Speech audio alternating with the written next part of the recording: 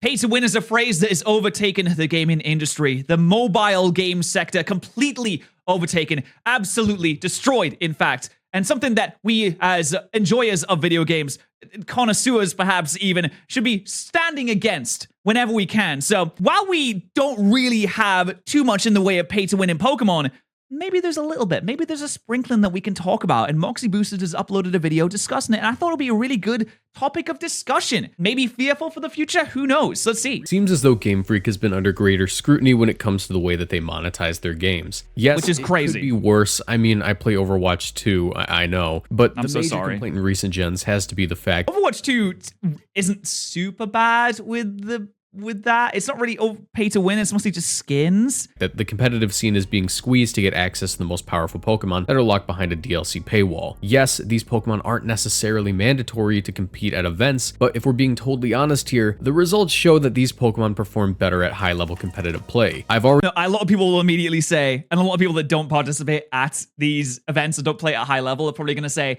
oh, well, you can use any Pokemon. If you don't have that one, just use someone that is good, that you have access to. It's super easy. If you want to play at the highest level, you got to have access to absolutely everything, which means you have to pay extra money. I think that's what the video is going to talk about. Already resigned myself to the fate of giving them money whenever they release a new Scrimbo Blimbo that can set up Trick Room by switching in, but not everyone is okay with this. Today, I want to No, but did you see the minigame in Teal Mask where you could like run around and you could like beat up the things? Wasn't that good? That was freaking sweet, right? Talk about the various pay-to-win Pokemon. Now, that's a real simple way of putting it. Like I said, you don't need to drop money on the DLC if you can play well enough or build a strong team without these Pokemon, but it's certainly the easiest way to describe this phenomenon. If you enjoyed this video at any point in time, be sure to leave a like and subscribe because I upload tons of competitive Pokemon content just like this, and I'm on my way to 500,000 subscribers. Hey, I already did it. You should totally just subscribe right now because I have a playlist full of videos just like this for you to binge right after this one.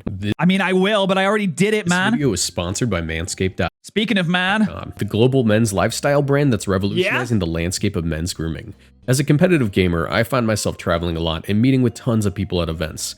Manscaped offers men's grooming products that make sure I look my best no matter where I go. And I bet he looks absolutely fantastic, tremendous, I would say. You know, maybe I need some Manscaped to look my best as well, because let's be honest, the way this is not my best. I could definitely do better than this. Sent me their Performance Package 5.0 Ultra, featuring their all-new Lawnmower 5.0 Ultra electric trimmer. With this thing's skin-safe blade heads, I don't need to worry at all about nicks or cuts when I use it.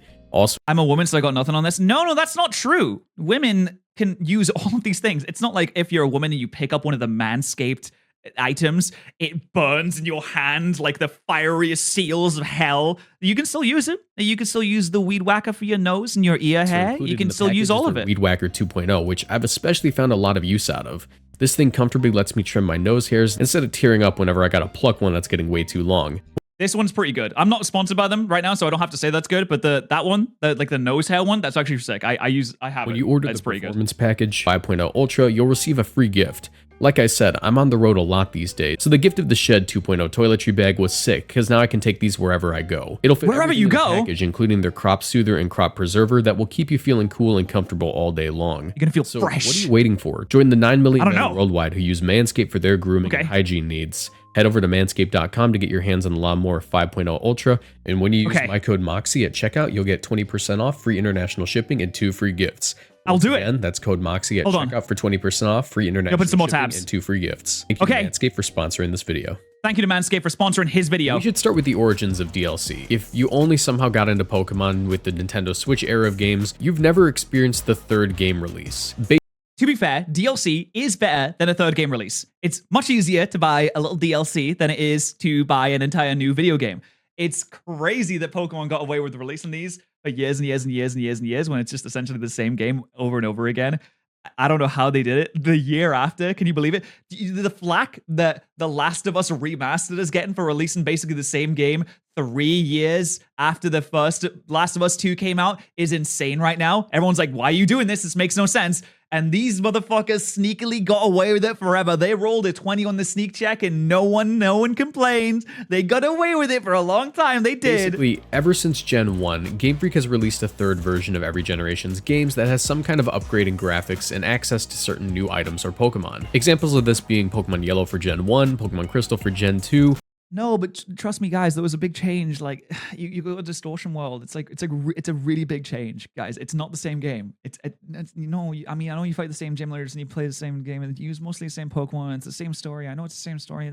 No, but you go to Distortion World, guys. It's definitely different. Pokemon Emerald for Gen 3, Pokemon Platinum for Gen 4, Pokemon Black 2 and White 2 for Gen... This is a sequel, which is completely different. I wish they did more of this. This is cool. Sequels are cool. I don't understand why Pokemon players specifically could tell the difference between a sequel and a third version of the exact same video game. It's like I was talking to a brick wall for years and years and years until they stopped doing the third versions, where I'd say Black and White 2 is different because it's a sequel, and they're like, it's the same thing as Pokemon Platinum because it's in the same region. Like, no, that's not. It has a different story, it has different Pokemon, it has completely different events that takes place, it has a different timeline, and you go to different places. It's not the same as a third version. Gen 5 and Pokemon Ultra Sun and Ultra Moon for Gen 7. Gen 6 didn't get a third version or sequel games, but Omega Ruby and Alpha Sapphire effectively filled this role as they included new megas. Pokemon Ultra Sun and Ultra Moon were arguably the straw that broke the camel's back when it came to third versions. These games had largely the same story as Sun and Moon, with only minor changes, and only introduced 4 new Pokemon in Ultra Necrozma, Lycanroc Dusk, Blacephalon, and Stakataka, along.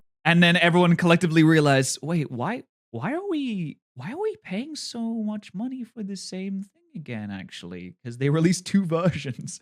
And me, like a dumb idiot, of course, bought all the versions. So I had 4 versions of the exact same video game. Because, listen, no, it makes sense because I'm a PokeTuber, so I have to have all the versions because I have to make videos on them. I'm not contributing towards the problem. I know I am. I'm a terrible person. With this, they introduced a few new exclusive Z moves for Pokemon like Lycanroc and Komodo. What really made these games unique compared to the others was the combination of the fact that the story had hardly changed and that the newly introduced Pokemon were not in the code of the previous versions. This meant that in order to compete in tournaments in 2018 and 2019, VGC players had to purchase and complete Pokemon Ultra Sun and Ultra Moon, despite all the new content being small enough to fit in a DLC to Sun and Moon if Game Freak really wanted to.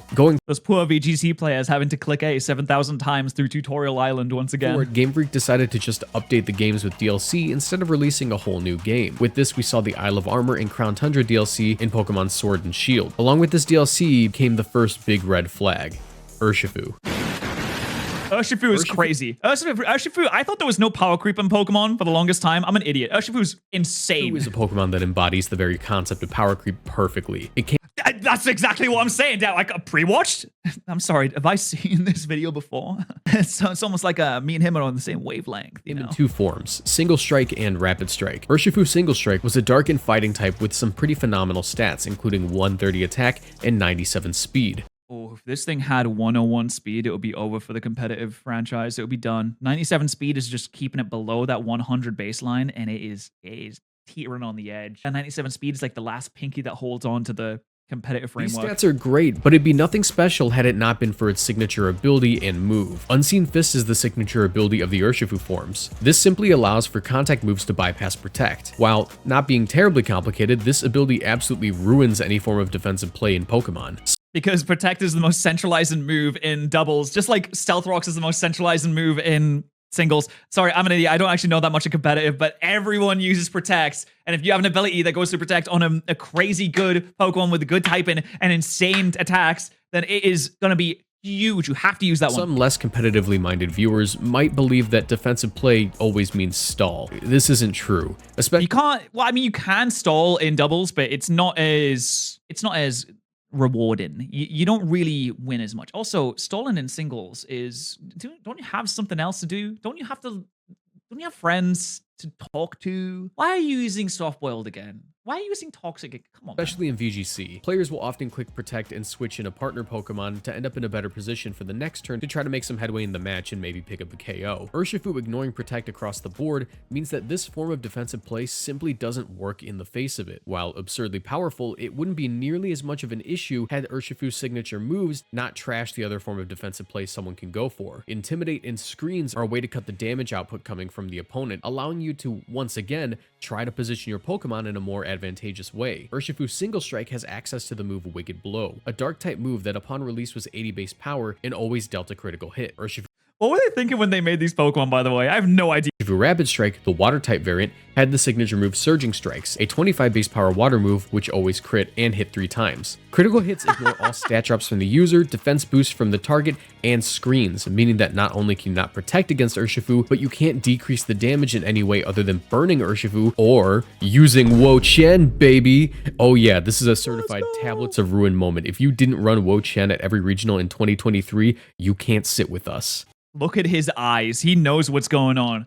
He looks at Urshifu with those eyes. Chi-Max 1 blow. Because it only takes 1 blow. He's a master at blowing. Point is, these Pokemon were insanely powerful and stuck behind the paywall of the Sword and Shield expansion pass. Now, these Pokemon were actually nerfed in Generation 9. Well, actually only Single Strike was. Wicked Blow went from 80 base power down to 75, but that doesn't do much when the moves still bypass Protect and deal critical hits. Did they say they reduced it from 80 to 75? What is that gonna do? That's like putting a band-aid on a lost limb. It's like your head gets guillotined off and someone's like, let's give him some cough syrup. They're also not currently available to be caught in Generation 9, which means they have to be transferred from Pokemon Home, which is another paywall, from a copy of Sword and Shield that have the DLC. Yes, you can get these Pokemon via trading, but if we assume a world where everyone gets their Pokemon legitimately, like how Game Freak intends for the game to be played, people aren't going to be too keen on trading away their $30 bear. But and no one wants my thoughts on that. I think genning is okay. I think that Game Freak should make an official gen software where you can gen Pokemon and they'll be official and they're legal and you can use them. Game Freak should make an official Pokemon Showdown where you can just make whatever you need and you can use them in official formats. Because, brother, I do not have to make my gun when I play Call of Duty. I do not have to grow my League of Legends character from a wee baby and teach him right from wrong when he was a baby. I don't have to take my Overwatch character, little Winston Monkey, and tell him how to jump. I don't have to do any of that. Sometimes people just want to play the online competitive, and you should just let them do that. There would be so many more players if you could do that. Oh, but Daniel, it's so easy now. It's so easy now. Yeah, but it's still annoying. It's still annoying and it's still grindy and it's still dull and it's still boring. No one wants to do it. I assume that most competitive players will be totally down. Like, if you actually play competitive at a high level, you'd probably be down for something like that. And most of the people that are against it don't really play that much competitive. Where Urshifu could hypothetically be traded. Hey, that's my hot take of the day. The next Pokemon blocks that in a very cheeky way. Calyrex is the legendary Pokemon that on face value is really, really bad. A grass psychic type with stats so low that you wouldn't bother to use it even if no one else could run legendaries is a really weird Pokemon to block behind a paywall, right? But hey, if you put that boy in a horse, he's gonna go crazy with it. Well, technically this little dude can be traded. What can't be traded is the key item, the Reigns of Unity. This item allows for Calyrex to be fused with the 2 other paywalled Pokemon in this DLC. The Spectrier and Glastrier. I'm gonna say it like stupid. I'm gonna say Shadowmere and Glastrier. I don't know how to pronounce it. Just I know that some Glacia? No, Glacia. So Glastria, Glacia, Spectre. There you go. We'll pronounce it different. They're the horses that within lore Calyrex rode when it ruled over the Crown Tundra. Individually, they're both formidable legendary Pokemon. Spectrier boasts a base 130 speed stat with 145 special attack as a pure ghost type. It's super frail, but during the Gen 8 VGC meta for a few formats, it was a pretty huge threat. The ability Grimnade, Grimnade is insane, managed to score a KO. It'd have its special attack stat increased by 1 stage, allowing for it to snowball and sweep through teams. Dynamax Spectre is such a cool mon, honestly. I absolutely love it. It just reminds me of Shadowmere from Oblivion. Every time I look at it, and I'm like, ooh, I get that nostalgia hit. Hits just right. The big reason it was viable, though, as it lacked real coverage moves other than Mudshot and Snarl. So Max Quake and Max Darkness made up for the lack of options other than Shadow Ball. Meanwhile, Glastrier was a powerful Ice type, which asked the question, what if Ice types weren't bad? Also, Glastrier could see. This brother has no eyes. He ain't got any eyes. He's got holes where the eyes should be. How is this Glastrier supposed to see? 145 attack, great bulk, a low speed of 30, and good coverage options. Glastrier was a menace in Gen 8 VGC for a couple of formats. It was a terrifying weakness policy user who was also able to snowball its attack stat with its ability Chilling Neigh. Now you might be asking, what do you mean? Why is the ice type considered bad? Well, what if you had a Pokemon and it was weak to everything? What then? It's a staple of Trick Room teams and was practically everywhere for a while. But what these Pokemon can do individually has nothing on what they can do when the Reigns of Unity are used to fuse them with Calyrex. See, now they got a boy on the back. Meat and potatoes of the pay-to-win Pokemon. Calyrex Ice Rider and Shadow Rider were two of the most powerful restricted Pokemon in VGC 2022 Series 12. Starting with Ice Rider, we have a powerful Trick Room Sweeper with one of the most busted abilities of all time. As true as everything Moxie is saying right here, I cannot get over the legs. Oh, they gross me out, man. The legs on Calyrex is like on that. It's just like, it looks like a centipede, like one of those little worms that infect cats and dogs. It's disgusting. As one combines the abilities of Calyrex and whichever horse it's riding into one super ability. This ability, by the way, also couldn't be turned off by neutralizing gas. In Ice Rider's case, it has both Unnerve and Chilling Wait, May. why? This meant that not only did Calyrex Ice's attack boost with every KO it took, but the opponents were unable to eat berries. Berries were an essential part of Gen 8 VGC teams. Due to Dynamax granting all Pokemon much stronger coverage moves during the Dynamax turns, one of the safest ways to ensure your Pokemon were able to survive all 3 turns of those was by equipping them with either recovery berries or damage reduction berries. Occasionally, you'd see the likes of a Shuka Berry or Babiri Berry to allow for Incineroar to eat a max Quake or Togekiss to eat a max Steel Spike. But with Unnerve active, every time I see Incineroar now, I just think about Wolfie and how much he hates Incineroar. I think about Wolfie like crying in his lonesome in the corner of a room every time he sees Incineroar. These berries would simply never be consumed by the opponents, limiting defensive play versus both Calyrex forms. And defensive play is necessary for surviving against this thing. With absurd stats like 100 HP, 165 attack. My God, that is ridiculous. That's more than a tank. That's more than a machine gun. 165 attack, 150 defense, and 130 special defense. This thing was able to tank nearly every hit and one-shot opponents with its signature move that had no drawbacks. Upon Gen 8's release, the move Glacial Lance was a 130 base power ice move that hit both opponents. It was nerfed in Generation 9 down to 120 base power, but when you compare it to moves like Groudon's Precipice Blades, again, it's like putting a band-aid on someone being decapitated. This becomes pretty ridiculous on its face. Precipice Blades is a 120 base power ground move which hits both opponents but is only 85 accuracy. When you account for the chance to miss and the fact that ground moves can't hit flying types, giving Calyrex Ice a no drawback move that was originally stronger than Precipice Blades is pretty insane. Also, Ice is a really good offensive type. Offensively, very, very good type. That's why a lot of people run Ice-type moves all over the place. Just defensively, it's not that great. Other Pokemon in this generation, like Zacian, had to hold an item to become its busted form. Calyrex is free to hold whatever item it wanted, from safety goggles to avoid Spore, to Babiri Berries to live hits from opposing Zacian. And this thing got even more ridiculous in its ghost form. Calyrex Shadow Rider was the more popular of the two due to its high speed, not necessitating Trick Room like the Ice Rider form did. And 150! My God! It's faster than cars! In fact, it was a special attacking ghost type meant not only did it not fear Fake Out, but it didn't mind Intimidate either. Its version of As One once again combined Unnerve with the horse's ability. What's the attack stat of a tank? I think it's like 100, 155, something like that. One being Grim Neigh. Its ability to outspeed Zacian with its 150 base speed made it especially dangerous, as not only could Max Phantasms coming off a 165 base special attack KO many Pokemon instantly, but because Max Phantasm dropped both opponents' defensive stats, its partner Zacian or Groudon could easily follow up for a KO with their slower but powerful physical attacks. Calyrex Shadow was the more dangerous of the two due to its ease of cleaning up games. Choice Specs became the preferred set among so goofy. I love that choice specs actually look like that. I wish they represented the items in the actual video game so you could see them wearing the items that they're supposed to wear. You can put Rocky helmets on things. You can put choice specs. You can even put a little scarf on something. I tell you what, a scarf on Spectra would look gorgeous. It would look very, very cute. A bit unnecessary because it already has 150 speed, so it doesn't really need any more speed. But then again, you're putting a choice specs on an 165 special attacking mod. It doesn't really need any more of that, but still, it's looking goofy as fuck. Players since boosted Astral Barrage, a no drawback base 120 special ghost move that hit both opponents, could snag 2 KOs against even resisted Pokemon. I think it had to be Gen 6 when power creep started really being a thing. Up until Gen 5, everything was relatively balanced. And then when Gen 6 came around, they started the Mega Evolutions. They put in Primal Groudon, Primal Kyogre, and Mega Rayquaza. They just said, yeah, who cares? Who cares anymore? Balance?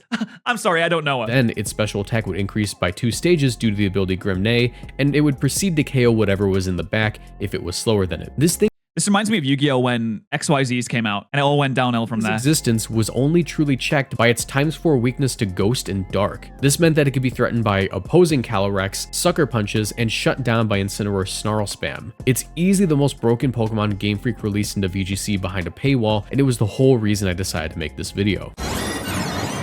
Regieleki and boys. Regidrago are yet another pair of Pokemon locked behind Sword and Shield's second DLC. I love the vibes of Regieleki. While Drago was a fairly strong Pokemon in Gen 8 VGC, it wasn't nearly as powerful as Regieleki and didn't find itself on many teams. Regieleki became the face of speed control and hyper offense in Generation 8. While it did boast the highest speed stat of all time, only 200, it also had a broken ability in Transistor. This ability gave Regieleki a 50% boost to whichever stat it was using to attack as long as it was using an electric type move. Regidrago had the same ability in Generation 8, but it was Dragon's Maw, which only worked with dragon moves. Regieleki was able to deal chunks of damage to both opponents while lowering and reduce speed with Electro Web, allowing for its crazy good speed control to outspeed the likes of Zacian and Calyrex and score KOs. All you need to do is win the speed tie between the two Regielekis. That's all. It's easy. At first, Regieleki was mostly a speed control Pokemon. Players soon found out how busted Aleki could be offensively. It was possible for a Dynamax Life Orb Regieleki to one-shot a Zacian with Max Lightning, which is a neutral attack versus it. The very idea of a box legendary being one-shot by a neutral attack coming off of a base 100 stat just doesn't feel right. It downright felt illegal, actually, and someone at Game Freak must have agreed because in Gen 9, Regieleki's ability Transistor was nerfed to just a 1.3 times boost. Meanwhile, that's still pretty big. Regidrago's ability remained completely untouched. This was unprecedented because it couldn't kill Zacian. Someone at Game Freak really likes Zacian. Regieleki was so busted that Game Freak nerfed it without touching its underperforming counterpart, a courtesy not granted to Zamazenta for some reason. Yeah, poor Zamazenta. Dude, I'm going to be honest, I totally forgot Zamazenta even existed for a little bit. I think most people did too. If you look at the sales numbers between Sword and Shield, I bet it is a massive margin. Swords are cooler than shields, what can I say? Pokemon Legends Arceus exclusives here as well, but since they're not limited to just one per game, I actually don't think they count as a pay-to-win Pokemon. It's super easy to get one traded to you nowadays. So as far as Gen 9 pay-to-win Pokemon, I'm only going to be counting Ogerpon, since with Enamorus, don't you need to reset the whole game if the stats aren't right? I don't really know how does the EVs work? Oh, I know you can modify the EVs with items in the game, right? So there shouldn't be any problems with the EVs or the IVs. Actually, no, the IVs. Is there a EV or IV reduction item for reducing something to 0? I know there's something. I know you can use bottle caps to put them up to the highest level, like 30, 31. But can you reduce it to 0? Because that's also really important. Reducing stats to 0 is very important for like Trick Room teams. There isn't for IVs, which kind of sucks because if you really need a 0 IV Pokemon in a game where you can only get one of, you can change the IVs, but you can't set it back. They need an item for one of those, honestly. Doesn't the Mochi? Oh, does the Mochi from the DLC do that? Okay, so you need the DLC. Unless you can get that item outside the DLC, that's kind of like okay, you need to pay more money to get these specific items. Oh, Mochi resets EVs, not IVs. So again, you need one for IVs at the very least. And even if it did do that, you would have to buy the DLC in order to get access to it, which would put people that haven't bought the DLC on the back foot, right? So basically, you have to buy these things in order to, compete higher. Which most people do. Like, don't get me wrong, most people are going to buy them because if you're so invested in Pokemon that you're going to be flying out to different regionals and internationals and even worlds, and you're going to be spending all that money doing that, then you're most likely going to have everything. You're most likely going to be playing through everything anyway. But it's more the point is that it's blocking new players. The high-level players are already going to be doing it. I imagine they will be totally fine with some kind of thing that allowed you to just get access to everything that is currently legal in the video game to make sets and make Pokemon and make teams in the way that you want to, rather than having to spend all this time grinding out, which is boring, by the way. No one likes grinding. No one likes grinding. It's not fun. It's boring. It's like a barrier for entry for new people. Among the various Teal Mask DLC releases, it's the only one that truly has a stranglehold on the competitive world right now. Ogerpon is a fairly balanced looking Pokemon at face value. 110 speed is great. 110 speed is so good. It's pretty good when you take a look at it. Serviceable bulk with a great attack stat and a speed tier that's just below the forces of nature is never going to be bad. And another thing, I know it's not currently the topic, but another thing that is kind of shitty about the whole being allowed to gen, there's no way to like legally gen, is a lot of people get their Pokemon sent to them by people that they trust. But since Pokemon can go through a chain, you can get a Pokemon from someone and find out, years down the line. I saw tweets that people said they were using Pokemon for years. Like someone used a crest for like 7 years and found out at a new event that they just went to because they updated the hack check that this Pokemon wasn't actually technically legal, even though it had all the correct stats and moves and everything that would affect an actual game.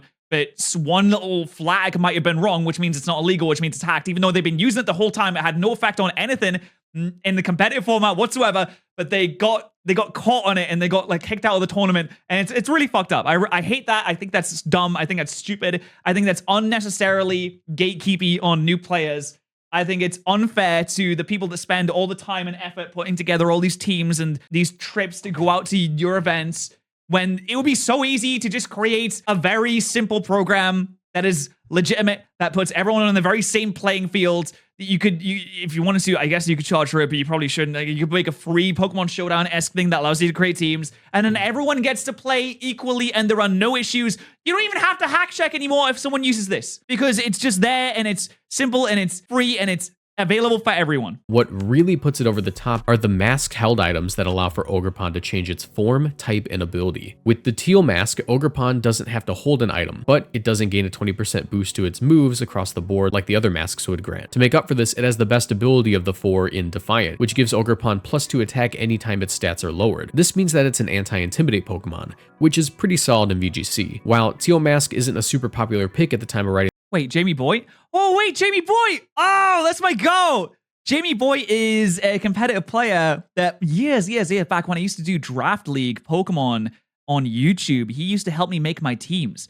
He's a go. I met him in real life. Very nice person. Love Jamie. In this video, Jamie Boy recently took a Scope Lens set to top 4 of Toronto Regionals. Scope Lens is a pretty great item for Ogerpon because it pairs well with its signature move, Ivy Cudgel. This is a physical grass type move which makes no contact with the opponent and has a high crit rate. When you combine Scope Lens's crit rate with Ivy Cudgel's crit rate, this means that Ivy Cudgel will crit 50% of the time. And Ogerpon's ability changing to Embody Aspect means that this thing can take KOs it really shouldn't be able to. Embody Aspect is the signature ability of Ogerpon when it terrestrializes. Depending on Wait, it gets a new ability? I genuinely didn't know that was a thing. I haven't been paying attention to the DLC stuff all that much, to be honest. The form it has, Ogerpon will gain a boost to one of its stats. In the Teal Mask's case, it's speed, which allows for this thing to magically start outspeeding and KOing Fluttermane and Shenpao. As for the other masks, they're actually far more popular due to their immediate damage increase from the held item. Like I said, the masks grant Ogerpon a 20% boost to all of its moves, but they also change the type of Ivy Cudgel to whatever the corresponding type of the mask is, and grant Ogerpon a brand new ability. The Cornerstone Mask grants Ogerpon Rock typing, the ability Sturdy, and a defense boost when it terrestrializes. Sturdy's okay. Mask grants it the Water typing, the ability Water Absorb, and especially Water Absorb for a water grass type. Not that great, but I mean, it makes you immune, which is it's good at the very least. Boost when it terrestrializes, and the Hearth Flame Mask grants it the Fire typing, Mold Breaker, and an attack boost when it terrestrializes. Mold Breaker could be useful dependent on the situation. You never know. Like, there's a lot of different scenarios where Mold Breaker could be really good. While Wellspring Ogerpon is the most common one in VGC due to its combination of good support traits with Follow Me and amazing damage output, the Hearth Flame Mask has already banned Smogon singles due to its viability over there. Ogerpon Hearth Flame is able to set up and sweep whole teams by going for +1 Ivy Cudgel that very few Pokemon are able to switch in on, especially considering Ivy Cudgel can just, randomly crit you. Ogerpon is a really interesting case in pay-to-win Pokemon because it's more like 4 Pokemon in one, with how different all of the forms play. They fill totally different roles on whatever team they find themselves on, which makes it an especially valuable Pokemon for competitive players to have access to, and makes it even harder to get via a trade if you're doing everything legitimately. Yes. Didn't they increase the price of the DLC too? This new DLC, the pass of the DLC was more expensive than it used to be.